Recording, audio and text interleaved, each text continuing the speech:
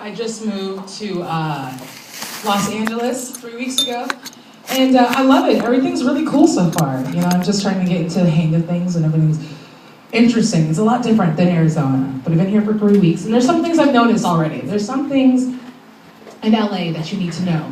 Like the first thing I realized was you can never look another female directly in her eyes and make eye contact with her. You see that? See that? You gotta make eye contact with her for some reason.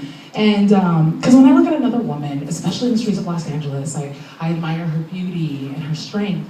Coming out here to the city of angels, to hopes and aspirations and dreams, to come out here alone and find whatever that dream is that you're going. And I look at the women and I'm just like, yes, hell yeah, girl. But apparently that message is received differently.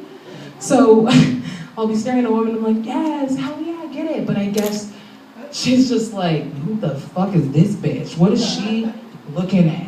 Stupid, huh? Who does she think she is staring at me and shit? And I just like, and as soon as they walk away, you realize that like, oh shit, can't be staring at another girl, God forbid. And then you cannot absolutely look at another man on the streets of Hollywood. If you make eye contact with another man, I guess that means you want to sleep with him that night. Or that means he can follow you for 2 blocks straight. Hey, baby, hey, shawty, hey, baby girl, hey, how you go, come on, hey, come on, hey, shawty. I'm like, what do you need? And if you were calling me shorty, I'm 6 feet tall, so that doesn't make sense. But what do you need? How can I help you? And then, hey, baby girl, yeah, I've been thinking about you. Okay, I've been thinking about you. I've been seeing you walk on these streets of Los Angeles, and you've been running through my mind, girl. I've been following you for about 7 blocks now, and I just want you to know that I want you. I want to be with you. Okay, just come here, me and my sleeping bag. Just come and be with me, girl. I'm like, okay, I don't know anyone else here. Fuck it. But yeah, no, it's cool. I just graduated college in May. Thank you. 22 years old. Just came out here doing my thing. I went to the University of Arizona. Thank you. So it's different from ASU. It's not like we just wrote our names on a paper and got elected into college. That's not how it works at the U of A. We had to try. Thank you. Yeah? No, we go to U of A, which is in Tucson, Arizona. It's in the desert, and it's a great school. I love it. And Tucson's cool. It's the best looking part of Mexico.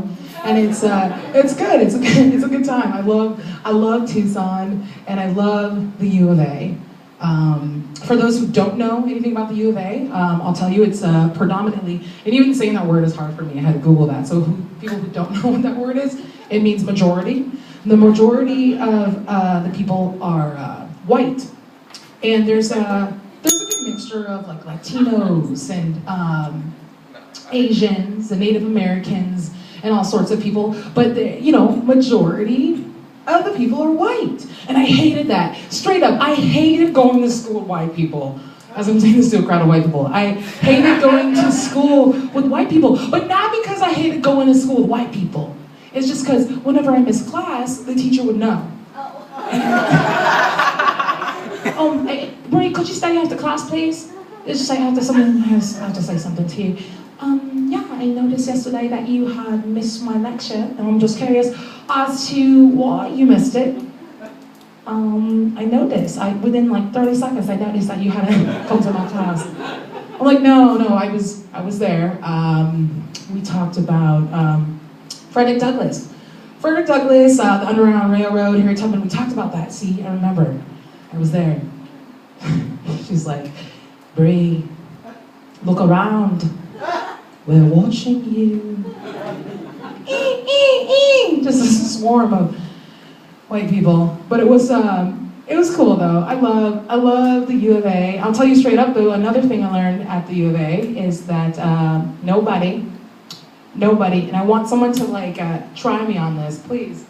Nobody, not a single person, straight up, gets more drunk than a white girl. Like, they get you so drunk. And I get a call, 10 at night. Hey, Bri, we can get white girl wasted tonight. You ready? I'm like, damn it. I don't want to die tonight. Give me 30 minutes. I'll be there. And you go out with them, and it's awesome. Because they get you so drunk, and it's great. Out here, I had to try so hard, but back in college with all the white girls, it was so easy. Yeah, can I get 17 shots? No, they're just for me. Bri, what do you want? And then when you get drunk with them, they give you these traits, these white girl traits also. You find yourself at 3 in the morning, 8 burritos deep, and you're still hungry. You blame somebody from eating your food because you ate it too fast. You cry at something that happened 4 years, or even more than 4 years, 10 years before then. You're like, Bri, you remember in the 2nd grade when I threw out my retainer? Man, fuck that shit. Fuck that trash can. They do that walk where they want to walk that way, but their body only allows them to walk this way. So they're just like, I'm trying to get in the cab, but I can't. I'll just make a circle. I love it. I loved it. And everyone, writing my stand-up, I didn't want to be the typical comedian that makes fun of white people, talks about being black and smoking pot. I really didn't. But then I sat there for hours, literally hours and hours, a whole summer, just trying to write this stand-up. I just sat there, being black and smoking pot. And I said, you know what? That's all I know how to do. That's all I got. So I hope that's cool with you guys. We're gonna talk a lot about that tonight. All right? Yeah, we there? Y'all there with me? I grew up in a white home. I have a mother and father that are beautiful, and they're both white. When I tell people that, they're just like, wait, what? So they're white and you're black. How is that? How can that? I don't get it. I'm like, girl, it's this new thing, okay? It's this new thing. So what happens is, when you're having sex, right?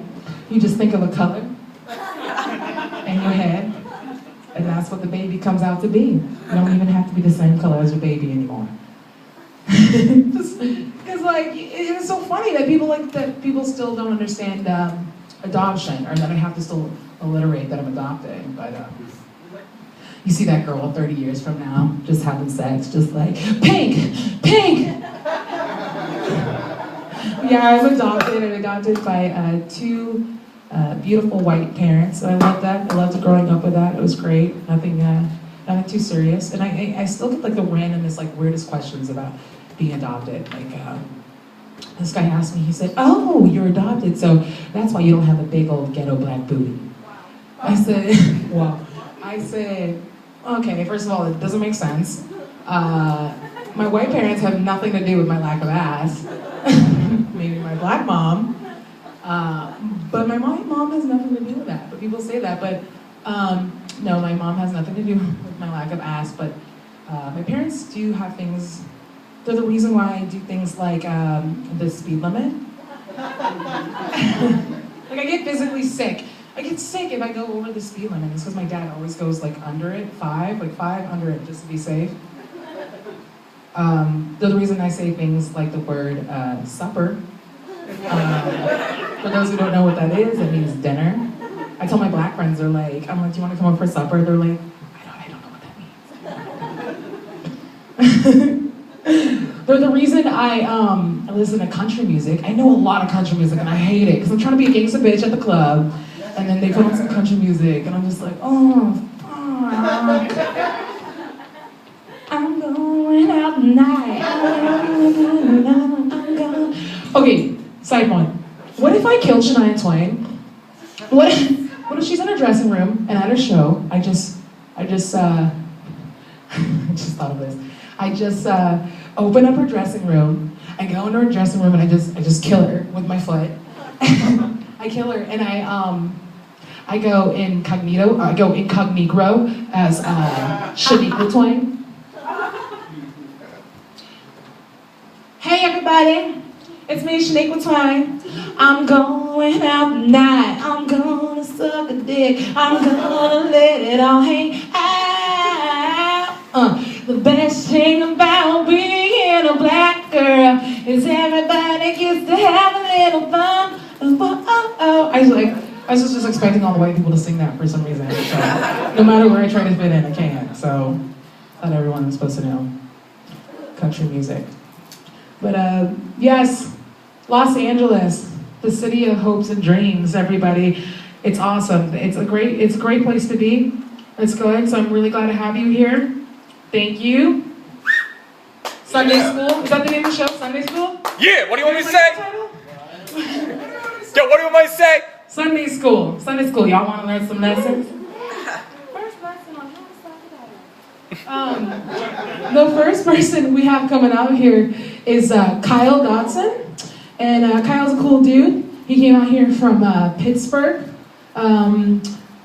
Pittsburgh Holidaysburg. Cool name. And yeah, Kyle's gonna come up here. Kyle, you around here, man? Okay, there he is. Kyle, come on up here, do your thing. Give it up for Kyle, everybody.